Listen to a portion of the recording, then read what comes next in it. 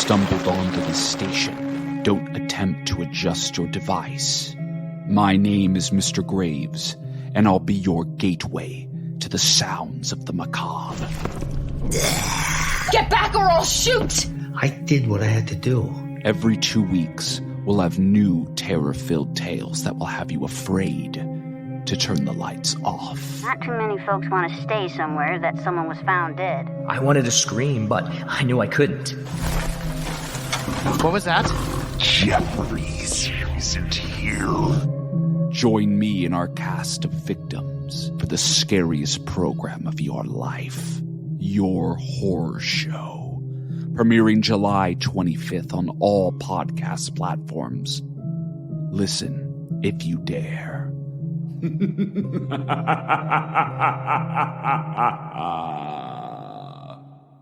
There's a double strike in Hollywood, so we have news of cancellations abound. And an old Cartoon Network promo has done wonders to our Instagram account. So, of course, you realize this means podcast. Are you ready, eager young space cadets?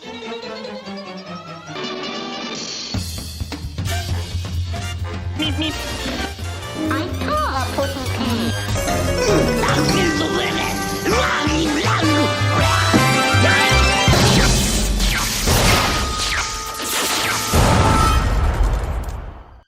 Where's the kaboom? There was supposed to be an earth-shattering kaboom. Hello, and welcome to, of course, you realize this means podcast. I'm your host, Jonathan Graves, and with me today, it is a return of sorts with my fellow guest here. Mike Manolo is back on the podcast to talk about promos. That's right. This means promos is what we're talking about. Classic Bugs Bunny or Looney Tunes inspired promotions for other brands that they did all the way back from the 1950s and on, and with the creative team. So this had Friz Freleng, this had Chuck Jones, this had Bob McKimsom. Everybody was working on this. And of course, Mel Blanc did all of the voices. So you know they're good, they're quality. I cannot believe the art that is in these promos for things that you would never associate Looney Tunes with, such as Post, cereals, or Tang. It's a living. When I get all the Tang I want. I hope you do too. But first, let's get into some news. Mike, first of all, how are you doing? I'm just kind of speeding through this. Mike, how are you doing? And welcome to the show.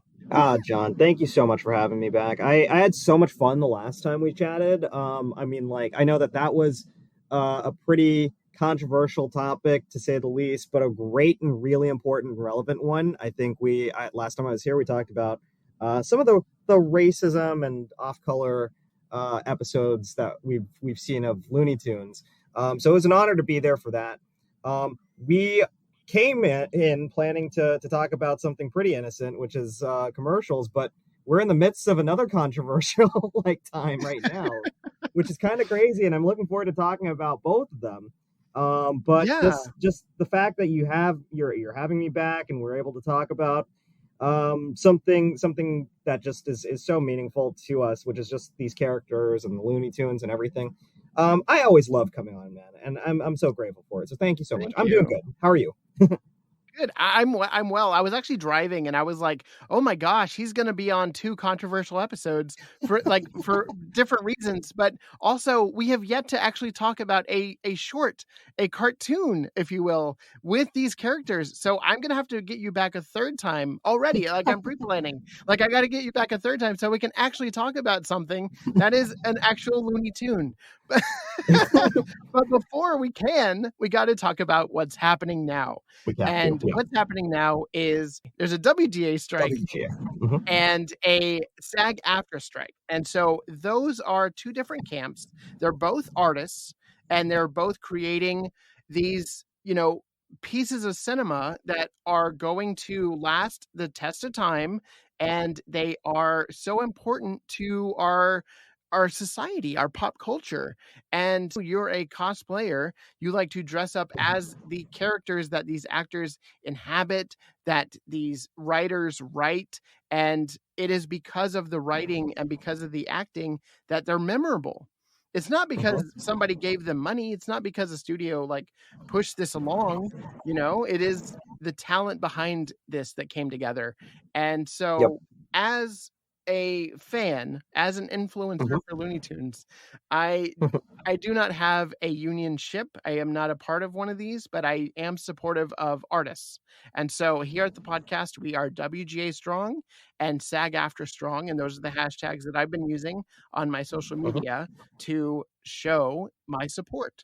You can also show your support at sagaftra.com, and you can give to an entertainment fund where they are putting money toward those that are out of work right now. So a lot of writers, a lot of TV creators, and the writers' rooms are shut down right now. And so there's a lot of people that have been out of work for a long time.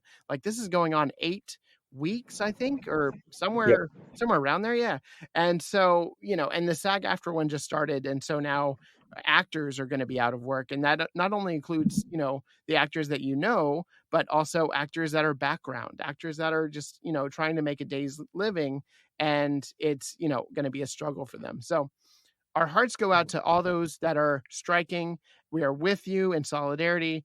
Mike, what is your take on all this? How crazy is it? And, what's your opinion here? Well, to first answer how crazy it is, this is unprecedented. This is the first time anything like this has happened since Ronald Reagan was the president, not of the United States, but of SAG. That's going back a long time. Yeah. And it's because, let's be honest, times have significantly changed. But if there's one thing that doesn't change, unfortunately, it's greed. And when we think about the artists and the hardworking people that actually put their all into these works of arts that we love so much, whether it's Looney Tunes, whether it's whatnot, no robot put all this together. No. Okay, guys? No AI put all this together. This was lovingly written by people who absolutely love comedy, love laughter, love animation. A lot of writers out there who aren't getting their due. And let's be honest, I mean, my heart goes out to the writers a lot because I consider myself a writer by trade. I love writing, honestly. And let's also be honest here. If we're going to face facts, who gets put on front of the camera and who gets the name recognition and the fame and all of that credit? A lot of times it's the actors who also aren't getting treated fairly, but the writers hardly get their due, especially in this town and in general. And none of what is possible in pop culture, in cinema, in television, in these works of art is possible without a script, a very strong and good script. And I really felt for the writers when all they asked for was like a 2% increase in their pay, and no greedy studio wanted to cough that up. 2%, guys. 2%. I mean, let's think about what that means in terms of executive salaries. That is a drop in the bucket. Nobody is really asking for the world here. They're just asking for enough to get by. Now, that's my stance on the writers. When we think about the actors and you think about the people who are actors by trade, you have people who are struggling. We're not talking about, no offense to them, we love these guys. We're not talking about the A-listers like Robert Downey Jr. or like Matt Damon or anything like that who are making millions on films. They're not even talking about them.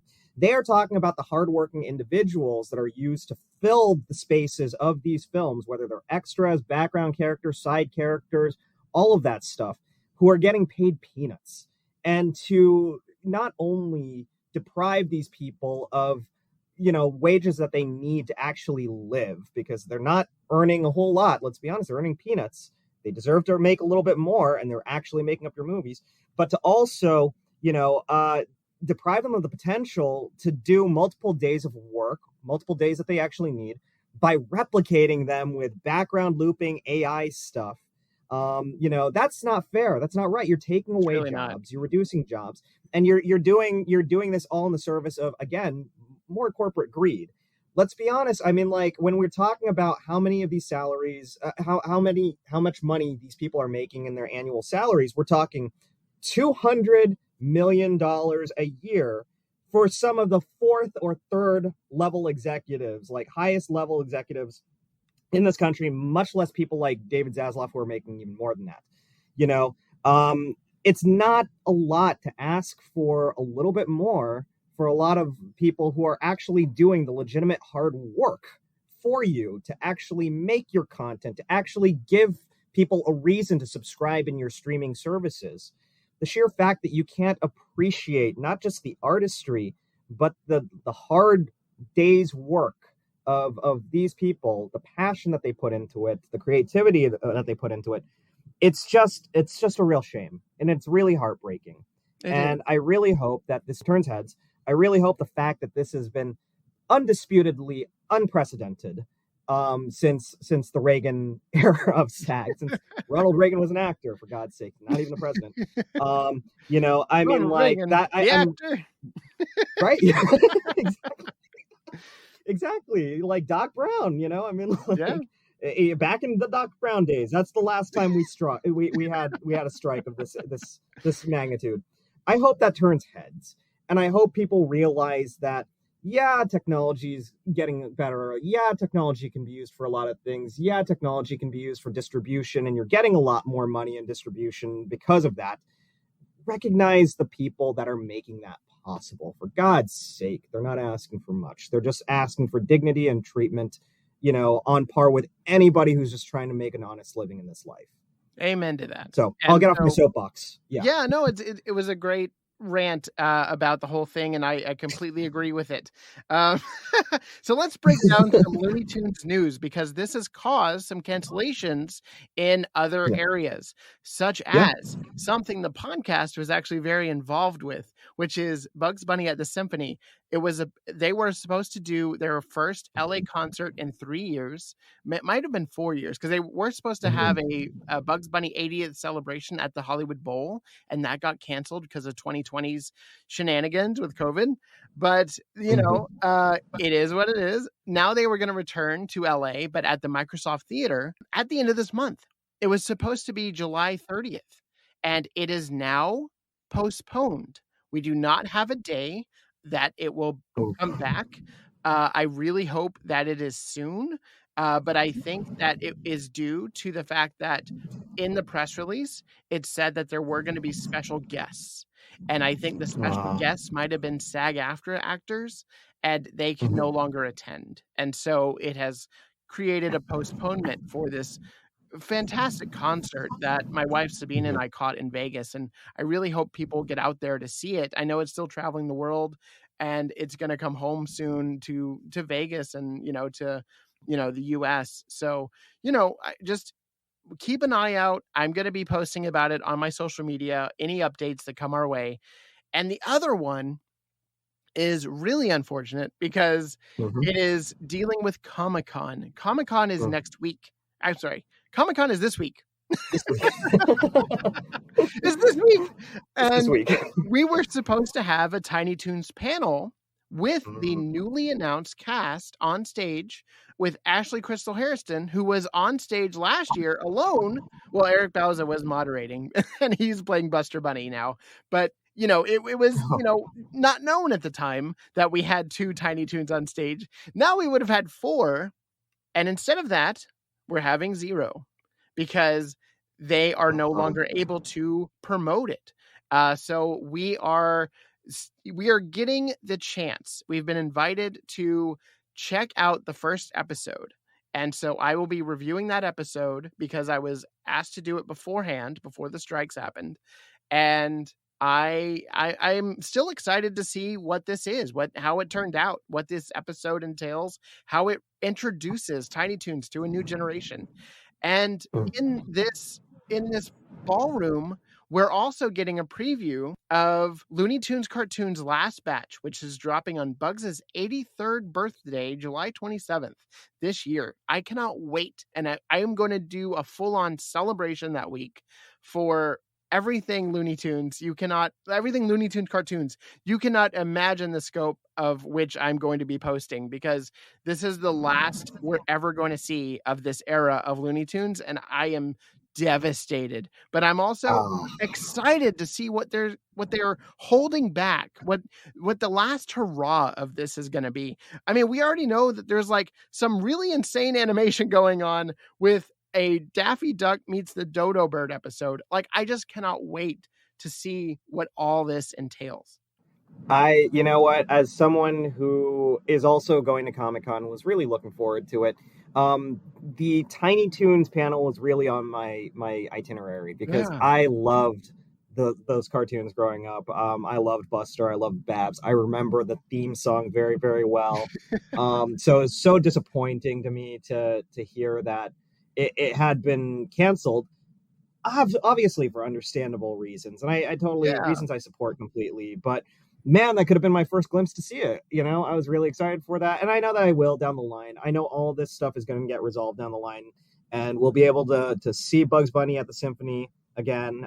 We'll be able to see this cartoon, to see Looniversity when it debuts, and eventually we'll be able to see these Looney Tunes cartoons. Which, by the way, to your point, Jonathan, like, this has been one of my favorite eras of the Looney Tunes in their entire existence. It's so brilliant. Yeah, I love the poster. It's so perfect.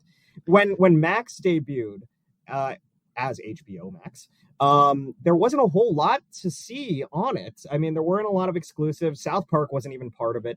And the one thing that kept me going, the one thing that made me think this was actually this might have potential as a streaming platform, was Looney Tunes cartoons, because it was just so freaking amazingly done.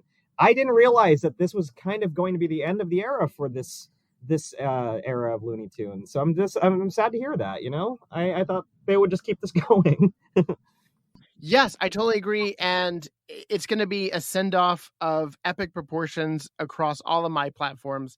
And the last thing that we're going to be seeing is a preview of things to come in season 2 of Bugs Bunny Builders. That is a preschool-centered, Bugs Bunny-centered Looney Tunes show with all of the characters that you know and love. And they're teaching moral lessons. They're teaching friendship. They're teaching building structures together. And it's a really great show. And I think it needs to be seen more by families, because I think it has a lot of potential to be a fan favorite amongst children. So we're going to be seeing that, and I'll be promoting that as well, as far as, you know, what I have seen, what I saw, what I think of it. And just celebrating the work of Eric Bauza, Sean Denis Perrock, and everyone involved with Bugs Bunny's Builders, because it is a very, like, it's awesome. It's a kid-friendly show with these characters in an all-new way, and you're getting new interactions. And they're introducing Speedy next season. Like, that's great. Nice. So I cannot wait to see what we're going to be shown. And yeah, I'll be reporting on it from everywhere. So moving on to a bit of a bummer, because Warner Archives, they've been doing these collections of classic movies restored, revamped for, you know, Blu-ray. And one of their releases is the Howard Hawks epic Land of the Pharaohs from 1955. And on it, in the press release, it was, what's up with these press releases and not coming to fruition? The press release said it was originally going to include a restored Looney Tunes short, Sahara Hare, that is Yosemite Sam on a camel going, "Whoa, camel! Whoa, camel!" Camels is so stupid. Yeah. And it still mentions it on the back cover art, but it will not be included in the disc. It was absent from the discs that have gone out. So I don't know if they're going to, you know, re-release it with the cartoon on it. I don't know what's going to happen, but I just know that right now, if you find that on store shelves or you order it, you're not going to get the cartoon. So that's kind of a bummer. And what a bummer. Yeah. I mean, like, that's lame. We want more restored cartoons out of this, right? Like, if they're pulling, that's a classic too. Archives, it is a classic. If they're pulling from the archives, like, you're pulling from the best, and yet you're not delivering. Like, what is happening? Just dropping the ball. In other shocking news, Warner Archives Collection is set to release a film that got Chuck Jones removed from Warner Brothers. And I don't know if you know this history, Mike, but he was moonlighting as a co-writer with his wife on a screenplay for a Judy Garland gem directed by his longtime collaborator, Abe Levito. Now, Abe took over his directing duties on Looney Tunes later in the years, because he was part of that Friz Freleng, the Freleng DePatie era. So like the 70s stuff, he directed a lot of that. And I was just never really a big fan of anything he directed. It just kind of didn't have the same lush creativity that Chuck Jones brought to something. But Chuck Jones was just writing on this, and he really didn't think the studio was going to find out, because it was independently produced by a company at the time called UPA, and the studio was like really underground. Like they were doing like a lot of movies, but like not on big budgets, and like with, you know, whoever they could round up, really. And so Chuck Jones and his wife thought they were fine. Well, turns out, tragically, Warner Brothers picked up the film for distribution rights, and as soon as the front office discovered who had worked on it, Chuck Jones was out the door for violating his contract with the studio, and he was no longer able to make Looney Tunes anymore. And it was just like, what? It's like, do you know who it's that just is?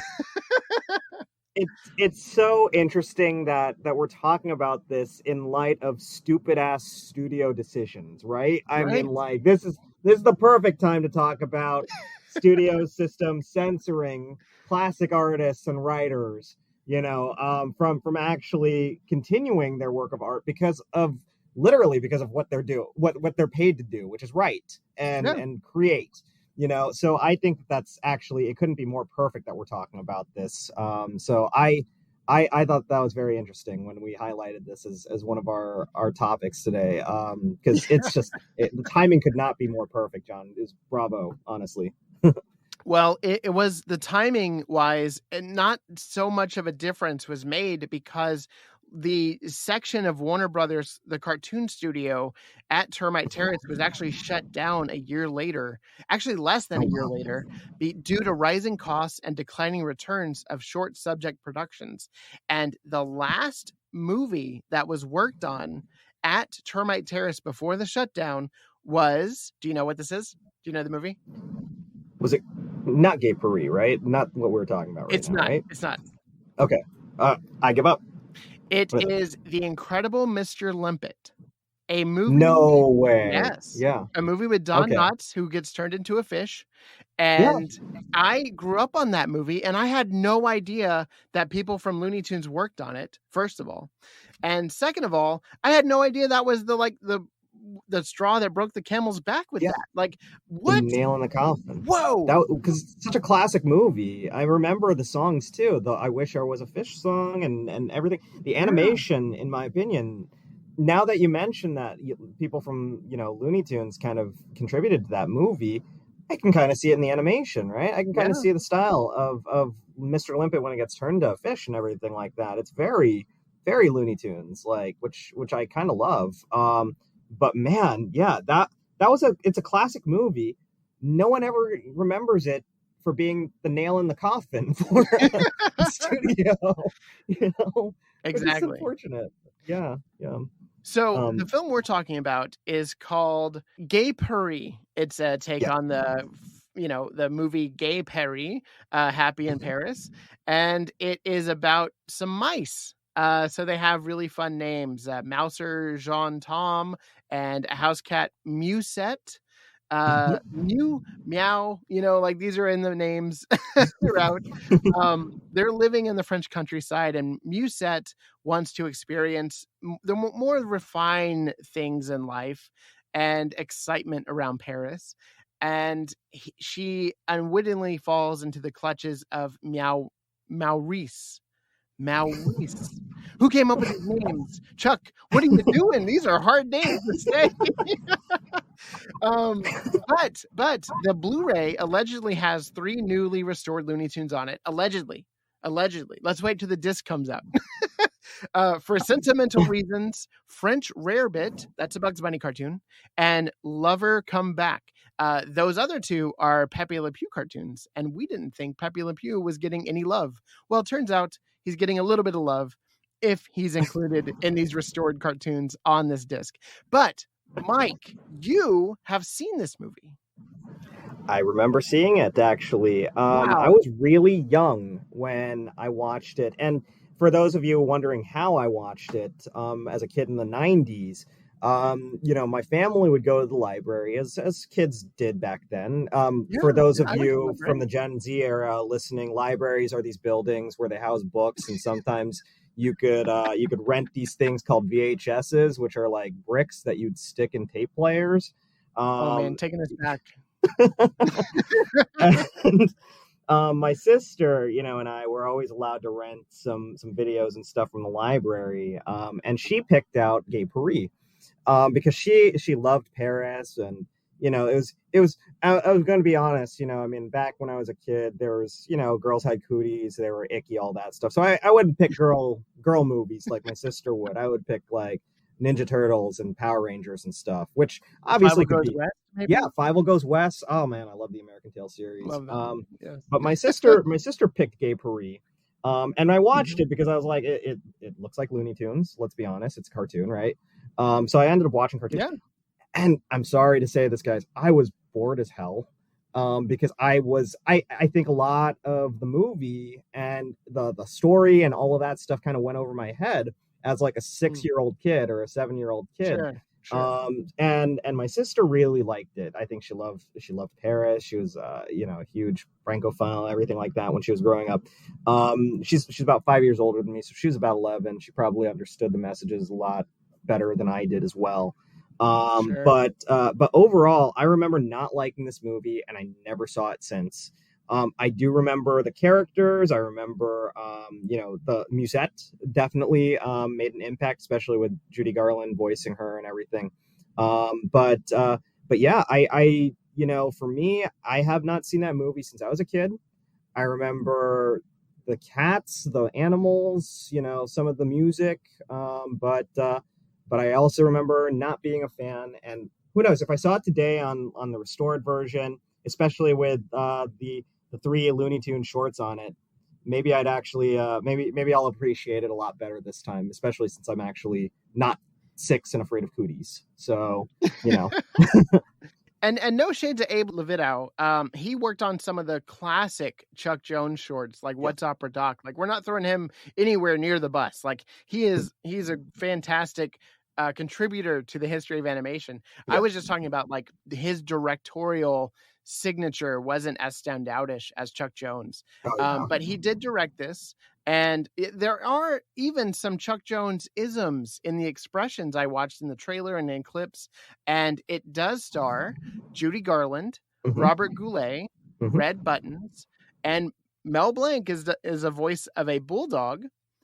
Paul Frees is the voice of Maurice, and Thurl Ravencroft is a singing hench cat. So like they did bring over some Looney Tunes voice actors as well. Yeah. But yeah, Dorothy Jones really was like the big proponent here, and that is Chuck Jones's wife, and so that is why Chuck Jones got involved. And the other credited writer is Ralph Wright. Right. But yeah, this didn't really captivate me. I've actually never seen it, but that's okay because we're all human. We're all here to watch media. It is not going away. I mean, honestly, if it was never really openly available, and this is like a movie that let's be honest, it didn't do well at the box office, right? So you'd think that a studio will probably do what it can to bury its losses, I'm surprised it's getting this restoration and this Blu-ray release. Yeah, I guess maybe cult classic over time. I'm not quite sure what the logic is behind that, especially if not a whole lot of people have actually seen this. But if the studio's not making it available, then John, there's no way you could have sought this out. Right. I mean, like, where would you have found this? Right.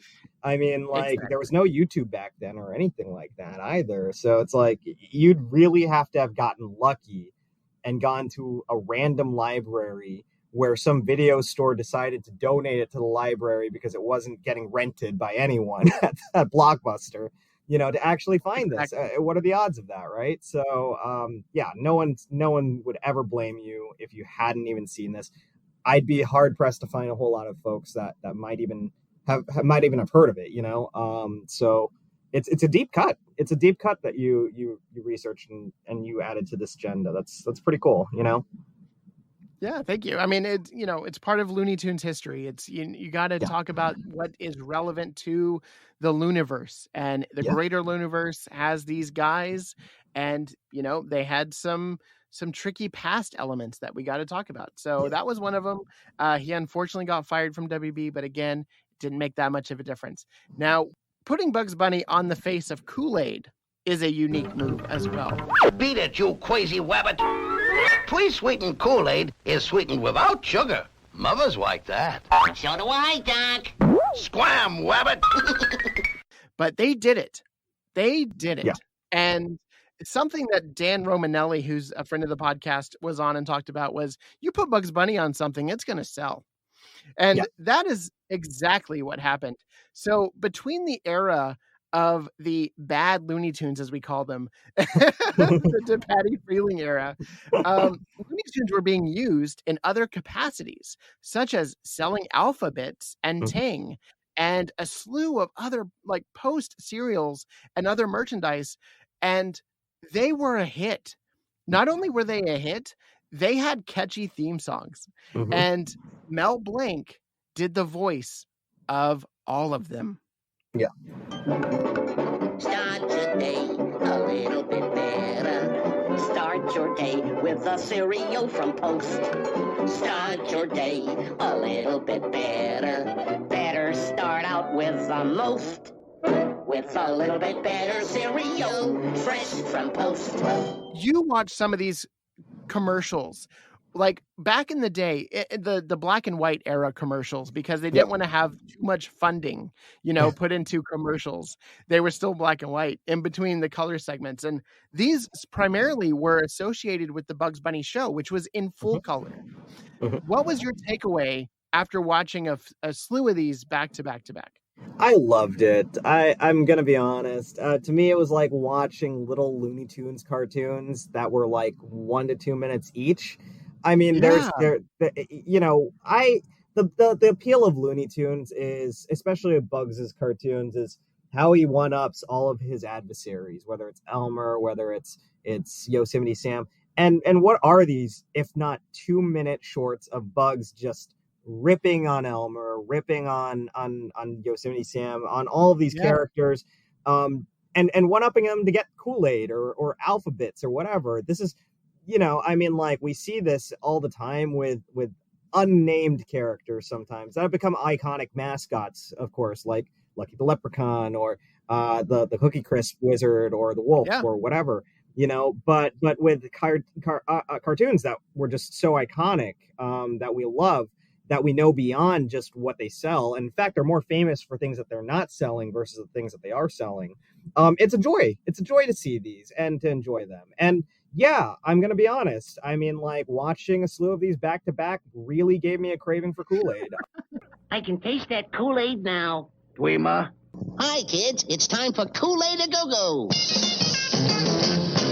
First you shake like a package when you hear this tune.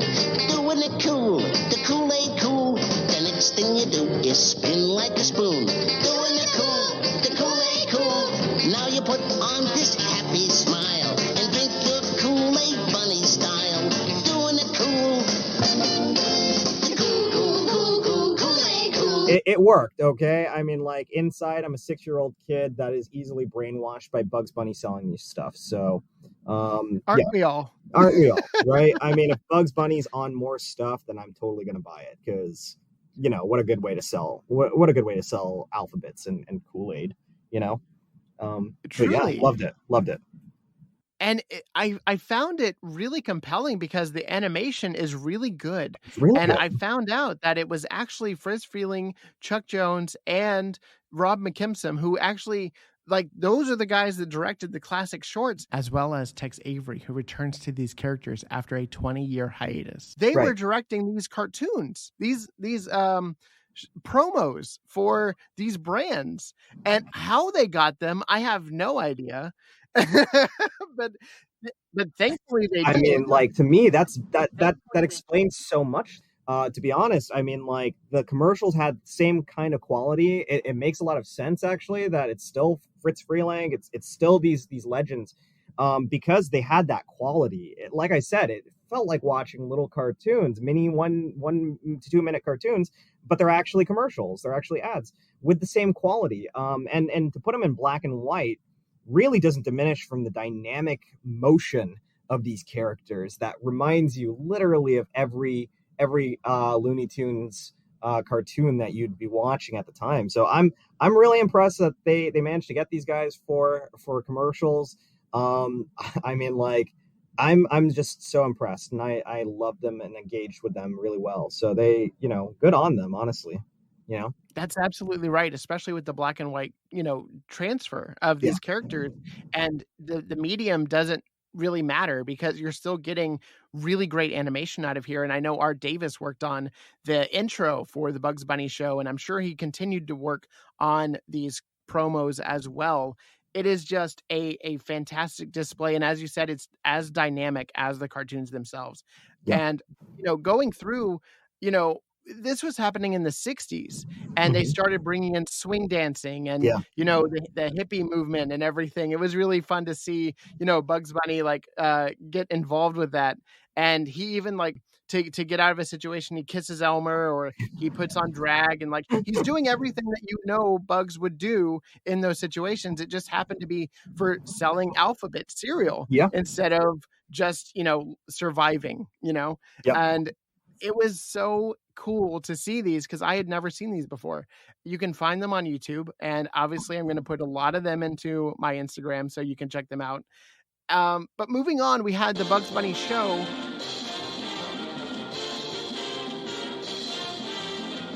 Full resurgence of these in the 70s, and they got the color aspect. You brought in some really great work, but it was ultimately a compilation show with these interstitial commercials and with promo segments. And this idea of this is so strong that it continued into the 90s with the Bugs Bunny and Tweety show, which is when I arrived to the scene. Right.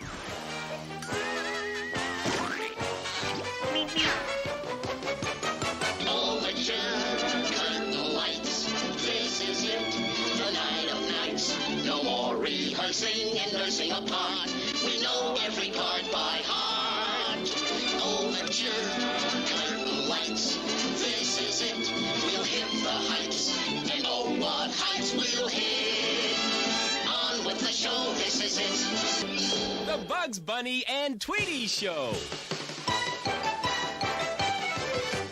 And I was like, oh my God, this is the best thing ever.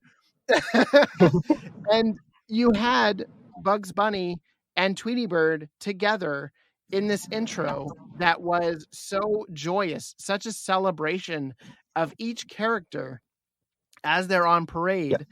And then you get to Michael Jordan and Nike. This could be the beginning of a beautiful friendship.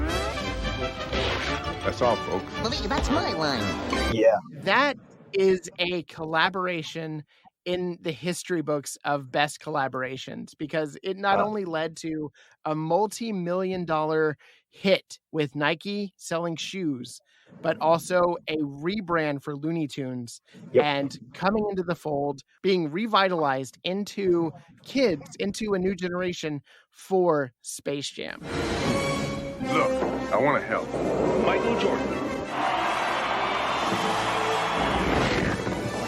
Bugs Bunny.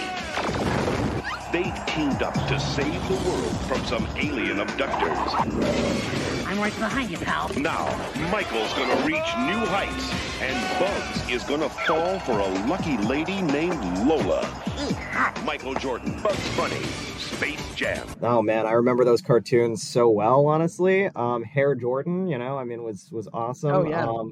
And honestly, it made me want to buy underwear, right? I mean, like I had to have Nike shoes. It was crazy.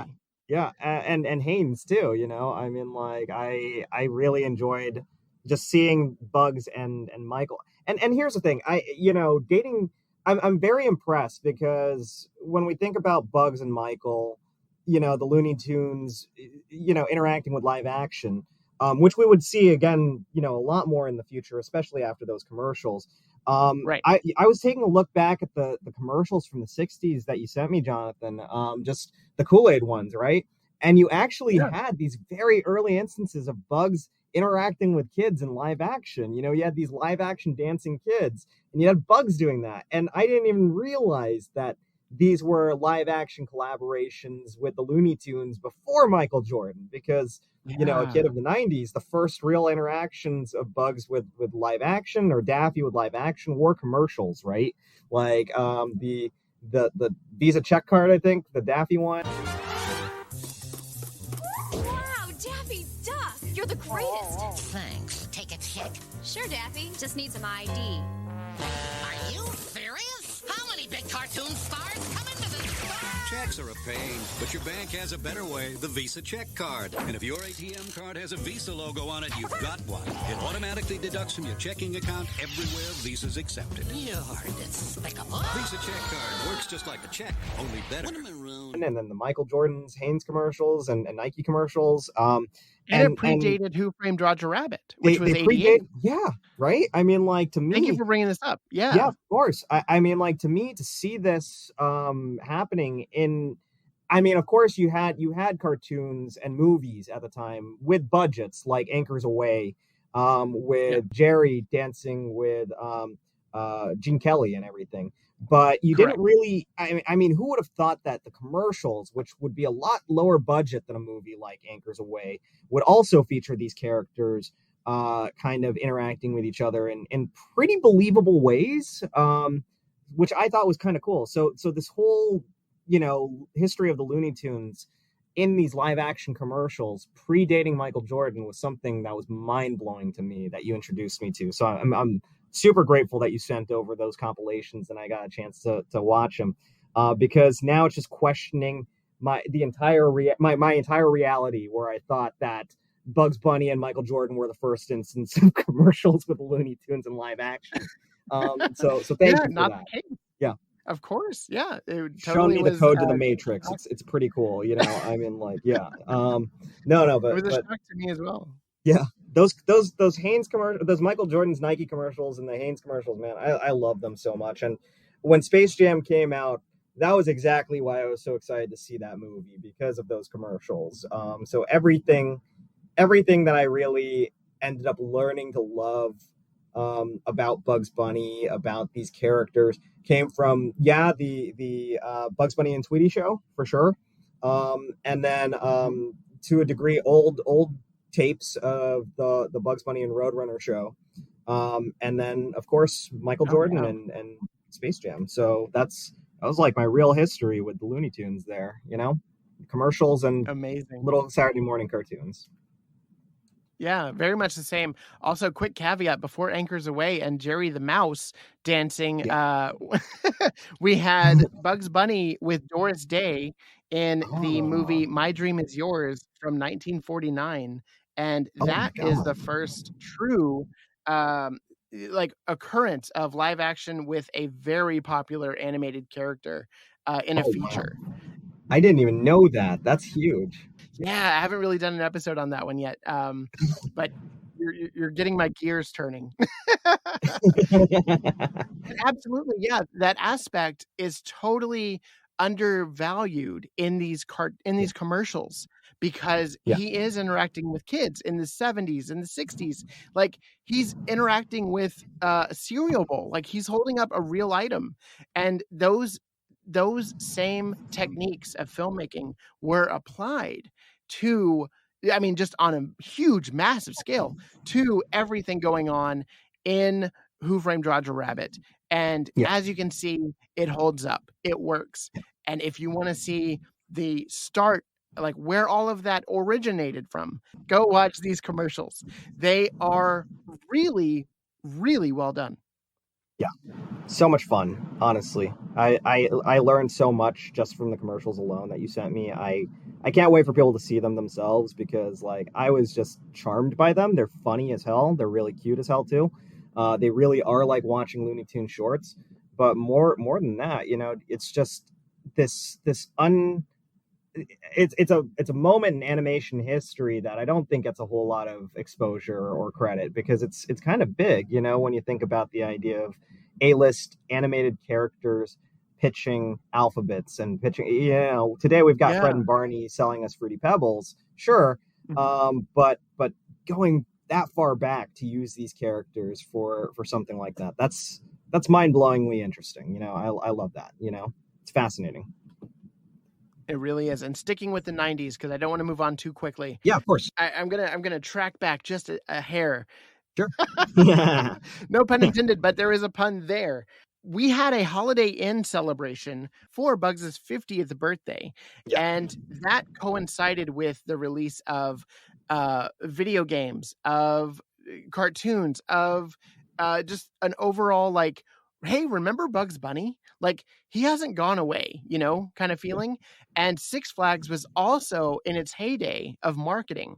But when you put Elmer Fudd and Daffy Duck and Bugs Bunny at a Holiday Inn, it made 5-year-old Jonathan really want to go to a Holiday Inn. Nobody comes to my hotel since that rabbit came to Holiday Inn. Looks like rabbit season. Yeah. Let's get him. Follow Bugs Bunny to Holiday Inn. Rabbit, we have a surprise for you. The only hotel celebrating Bugs' 50th birthday. A summer of fun at special great rates. Aha! It's the end, rabbit. The deep end. The dawn rabbit. So make a splash with the family and stay with someone you know, Doc. And when my family was getting ready to go on vacation, I asked nonstop if we were going to go to a Holiday Inn so I could see Bugs Bunny and the 50th anniversary celebration, because I wanted to know what that was all about. And if cartoons were there, I really wanted to be there. Yeah, 100%. So this Holiday Inn commercial is incredible. It is, again, using live action elements against animated elements. You have Elmer and this mascot for Holiday Inn running across water, realizing it, and then falling into the water. Like, you have these elements that you would get in a classic cartoon, but again, it's crammed into a 45-minute like masterclass on how to do this. And it was just like mind-blowing that they took the time to put this money and this effort into something that is just a like gimmick to go to Holiday Inn, but it worked on me as a kid. Did you see this one as a kid? I don't remember seeing it as a kid, and honestly, when you sent it to me, I was disappointed that I grew up my entire childhood not seeing this commercial, because this definitely would have gotten me to a Holiday Inn pretty quickly. Honestly, it's such a cute commercial, and in the spirit of things like, you know, the Alphabets commercial, which felt like real Looney Tunes cartoons. In 30 seconds, you gave us a Looney Tune cartoon with Bugs kind of outsmarting Elmer, but also the poor guy from Holiday Inn who's just doing his job. I mean, like, it's hilarious. Wrong place, also, wrong time. Yeah, wrong place, the wrong time. But what a you know, the Holiday Inn people, I gotta say, they're like the smartest hotel chain ever in terms of how to appeal to kids, how to appeal to families, because their usage of pop culture, popular kids, you know, properties was on par. It was really, really strong. You had Bugs Bunny in his 1990s commercials. Later on, you're going to see them team up with Nickelodeon for things like Rugrats and you know, Arnold and Angry Beavers and stuff. And I remember those commercials, but you know, knowing that it goes even further back to Bugs' 50th birthday in 1990 was super fascinating to me. And what a charming, cute commercial. I really wish that like the quality of 90s commercials was a lot clearer, because I'm dying to know who the guy who plays the Holiday Inn, you know, bellhop is, because I mean, it seems familiar, but oh man, it's mad props to him for playing along, because that was such a charming commercial.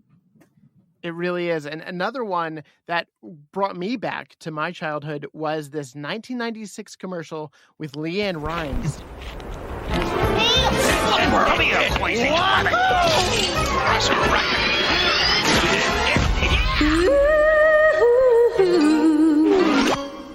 Put a little holiday in your heart. It'll put a little shuffle in your step.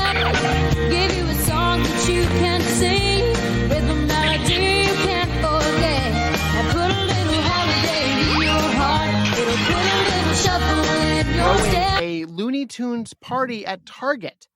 Like, what? There's a Looney Tunes holiday party at Target and I'm not invited? With LeAnn Rimes, apparently. With LeAnn Rimes? And there's a whole song? Listen to this song. Give you a song that you can sing with a melody you can't forget. And if you want to join in a little harmony to keep the world from tearing apart, well, you know where to look. Yeah, you gotta put a little holiday in your heart. How awesome is that song? Like, what? Where did this come from? Where did this go? I need to know. I don't know. I don't have any information on this. I just know that I remembered this as a kid, and I was already shopping at Target, but yeah, I was even more excited about going to Target now. Did you see this one as a kid either? You know what? I don't remember this one growing up as a kid, which is so crazy because it was at a time where I was old enough to remember LeAnn Rimes. LeAnn Rimes was certainly popular in my school, in at least 4th, 5th grade, maybe 6th grade. And I don't remember this commercial at all. I really feel like I would have remembered it because, it's a really, the animation's fantastic in this commercial for one thing. Just even watching these characters line dance and, perfect sync and everything like that. Really, really well done work by the filmmakers. You had like really, Witch Hazel, I think, is in this commercial. You had, I'm so sorry. Who's the cat that Pepe Le Pew's always chasing after again? Penelope Pussycat. Yeah, Penelope in there as well.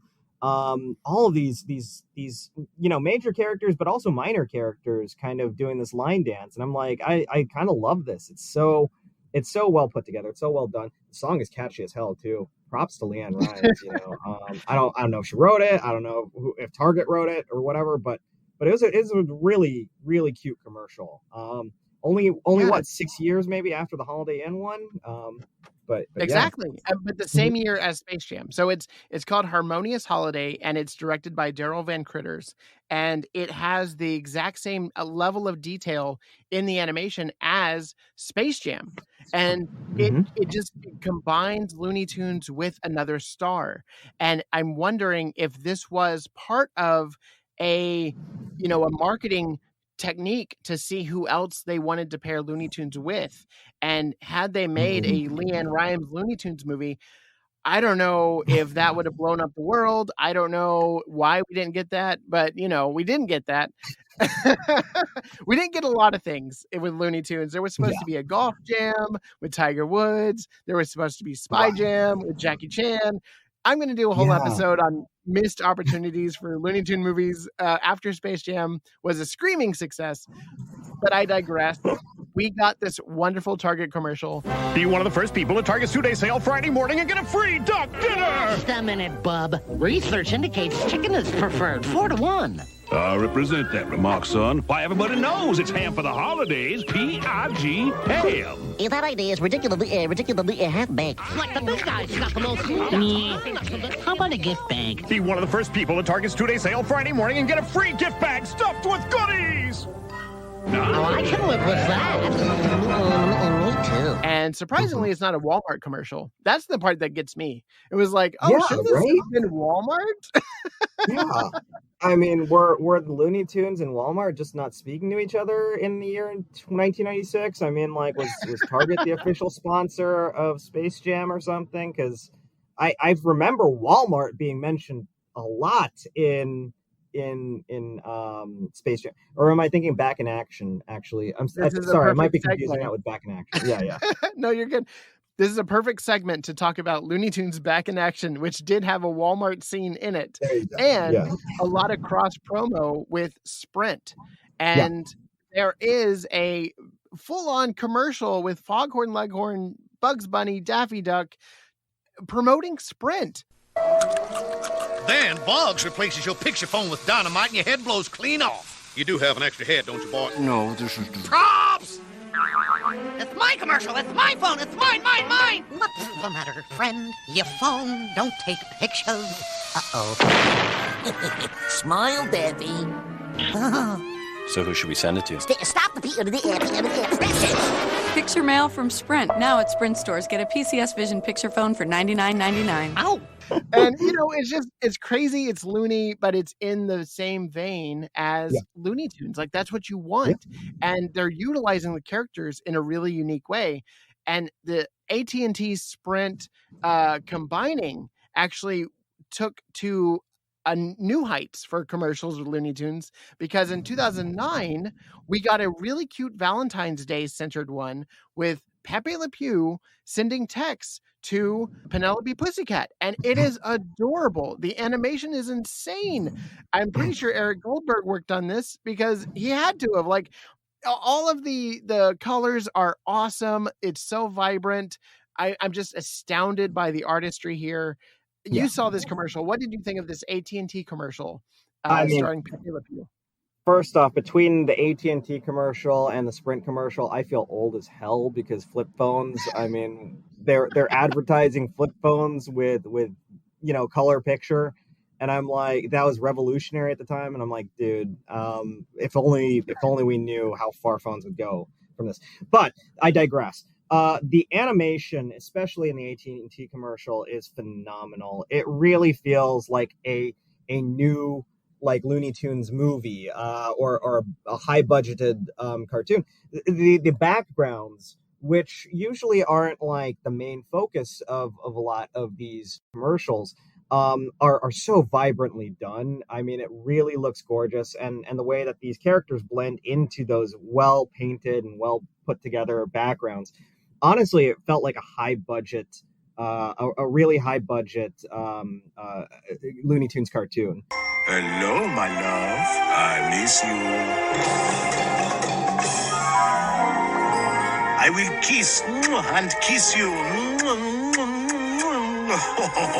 This phone is the little charmer, no? Who doesn't get excited when they see like a message from their crush like on the other side of the phone, you know? And yeah, I know. It's a charming. It's a really charming 27-second commercial, you know? I mean, like, I enjoyed it, and I loved the artwork, and it's just, yeah, I mean, I wish we had these Matrix phones again. You know, this makes me want a Matrix phone, you know? Oh, yeah. Yeah. Just the nostalgia of the Matrix phone is now, like, ingrained in us. So that was 2009. Let's fast forward to the next big occurrence of Looney Tunes in a commercial, 2021. Yep. And that is Eric Bauza voicing Marvin the Martian in a Super Bowl commercial for Walmart. Yep. Take a listen. Excellent! Sustenance. Oh, goody.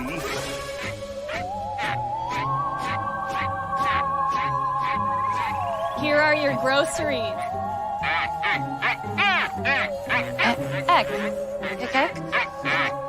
How awesome is How awesome is that? You have these intergalactic extraterrestrial characters coming together from different properties, and Marvin the Martian is there. And not only is Marvin the Martian there, Marvin the Martian is there in his Looney Tunes cartoons design with K9. How great is that? It was really adorable. It you know, the animation from Marvin and K9, it just looked really of its, you know, like so new. It felt so fresh and so new. And just to see him, you know, first off, Eric, phenomenal job, you know, voicing Marvin in this commercial and everything. He just nails it. I mean, he's so good. My Filipino brother from another mother right there.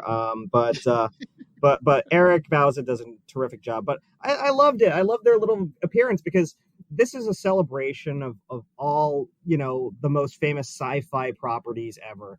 We got, you know, Blade Runner in there. We got Men in Black in there. You know, we got Groot. I was really happy when I saw I think it was the Milano at the time. We even got Arrival, Milano, which is great.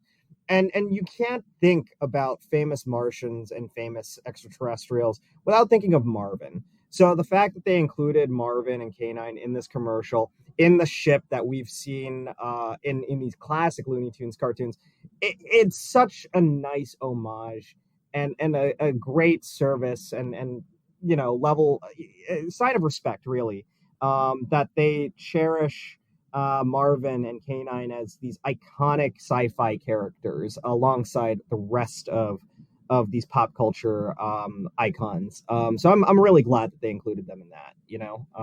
And shout out to whoever came up with the idea to put the Mars Attacks Martians in this. Because that is a deep cut for people that love Tim Burton movies, but also like that movie, I don't know if it's aged well. I haven't watched it in a while, but for them to be there, I thought was really cool. I love that there's full act conversations too, by the way. Yeah. That's so like, if unless you know the movie, you're gonna wonder what the hell is going on. But because that movie has just achieved cult status, and it's such a brilliant movie. It has aged really well, in my opinion. I thought that was really terrific. And Alex Winter is Bill, having two Bills there. Having two Bills. Yeah. Amazing. It was genius, you know. It was like Bill from Bill and Ted 1, and then Bill from Bill and Ted Face the Music. I love that, you know. But yeah, it's so well done. Love that commercial.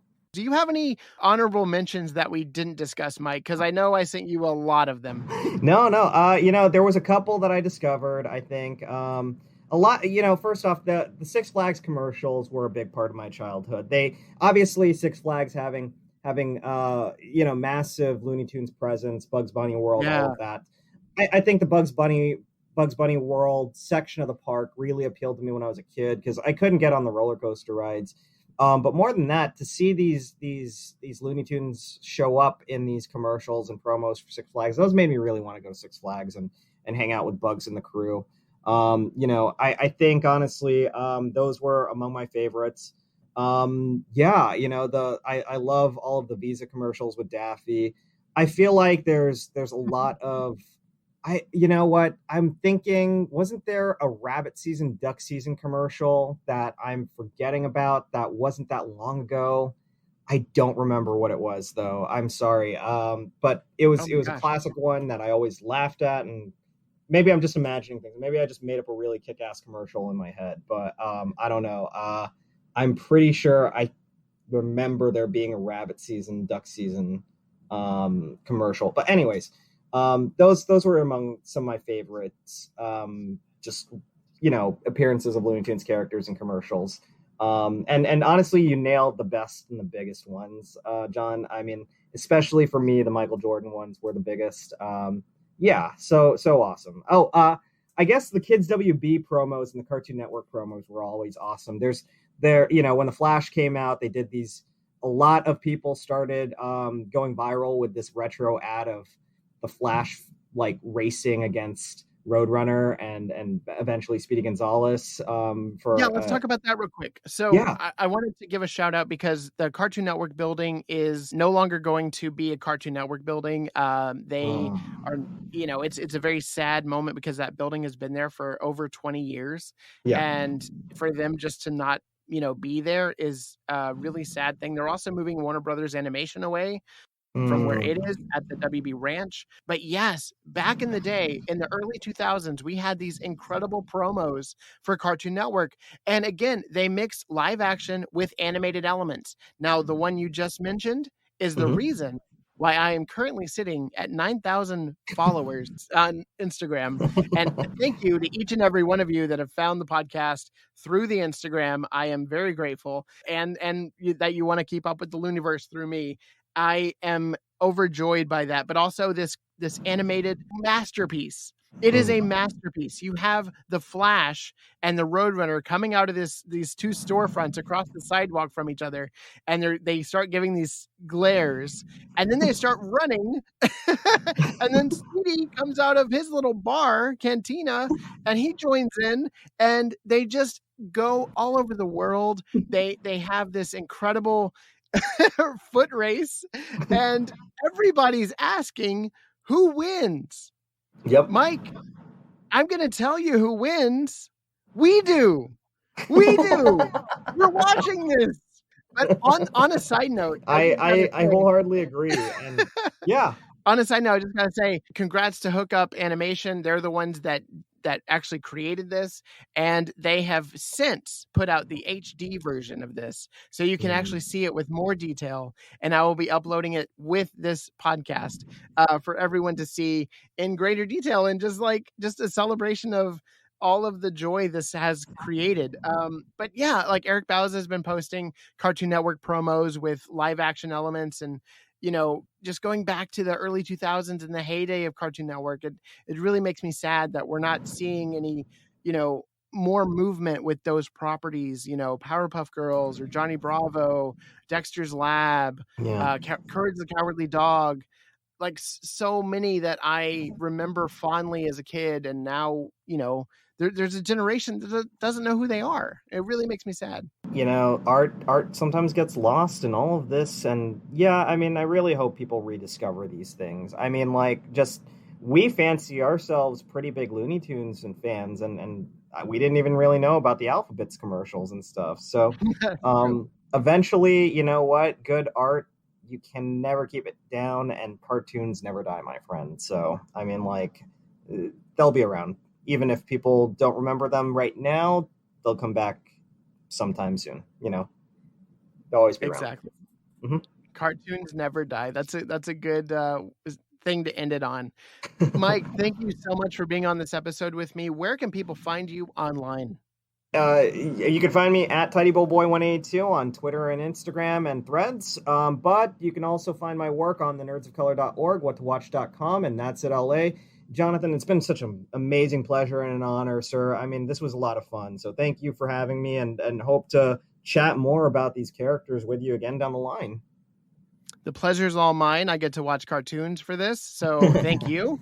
And you can follow the podcast over at This Means Pod on Facebook and Instagram, or This Means Podcast. We have a blog where you can follow the podcast and every topic that we talked about. It's all laid out there with visuals, with video, however you want to take it. You can follow the YouTube. Please subscribe to the YouTube over at This Means Podcast. And we're also now on Threads at This Means Podcast. The Twitter is OFC This Means Pod, but I don't know how long that's going to be around. So always be up to date on what's going on with the podcast on the Instagram, because that's the best place to learn about the Looniverse and what we got going on. And now a reveal of who won some 59 nifty New Era Bugs Bunny caps. I gave away 2. I did a random generator for those names. If you entered from the Instagram, then you were eligible. All you had to do was write down a Bugs Bunny title for one of the shorts, and it entered you into the contest. Without further ado, here are the winners. Pop Culture Padre, who wrote What's Opera Doc, the 1957 Bugs Bunny cartoon, and Legends of Awesome, who wrote What's Up Doc from 1950. If you didn't win, better luck next time, and there will be a next time, so keep an eye out on all of This Means Podcast social media channels to be aware when those go up. And to those lucky winners, I will be reaching out to you very soon to get your mailing info. And keep it right here, because that's not all, folks. 9 lives. Ooh, that scrumptious recipe.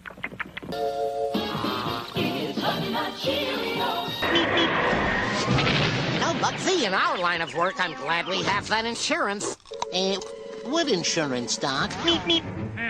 Nope, that's not it. The one that pays you cash if you get hurt and can't work. And Dad's? It's right on the tip of my bill. Aflac. Ask about it at work. Nothing outlasts the Energizer battery. It keeps going and going and going.